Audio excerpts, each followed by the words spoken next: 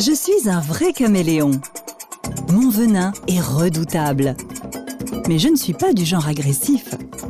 Je suis la rascasse-poule.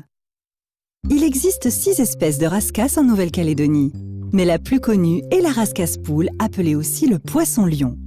Son corps est foncé avec des rayures blanches et ses grandes nageoires ressemblent à des ailes. Elle n'est pas très craintive et elle nage assez lentement, mais pas question de l'approcher à cause de son venin. Savez-vous qu'il existe un point commun entre la rascasse-poule et la guêpe? Toutes les deux ont un poison thermolabile, c'est-à-dire sensible à la chaleur. Sur ses nageoires dorsales, anales et ventrales, la rascasse possède du poison. Elle va s'en servir pour ses proies ou pour se défendre. Alors c'est un poison qui est thermolabile. Ça veut dire qu'il est sensible à la chaleur. Donc la première chose à faire si on se fait piquer, c'est de mettre la partie blessée de son corps dans de l'eau la plus chaude possible pour essayer d'enlever ce venin. C'est pas un poisson agressif, il va pas venir vous attaquer. Par contre, le risque c'est de marcher dessus parce qu'il se camoufle très bien. Où peut-on croiser des rascasses? On trouve la rascasse-poule un peu partout dans le lagon.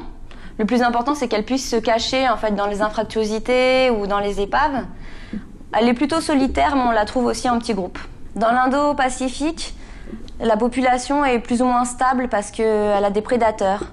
Par contre, dans les Caraïbes, elle a été introduite par l'homme. Et comme elle a très peu de prédateurs là-bas, c'est devenu un vrai fléau et il faut absolument s'en débarrasser. En Nouvelle-Calédonie, l'espèce est plutôt stable, donc elle ne bénéficie pas d'un statut particulier. Comment se nourrit-elle? La rascasse-poule, elle se nourrit le plus souvent de petits crustacés, donc des crabes, des crevettes et des petits poissons. Le plus intéressant, c'est sa technique de chasse. À la tombée de la nuit, elle va se rapprocher lentement de sa proie, ouvrir grand ses opercules et ouvrir sa mâchoire inférieure. Tout ça, ça va créer un courant qui va aspirer très rapidement sa proie.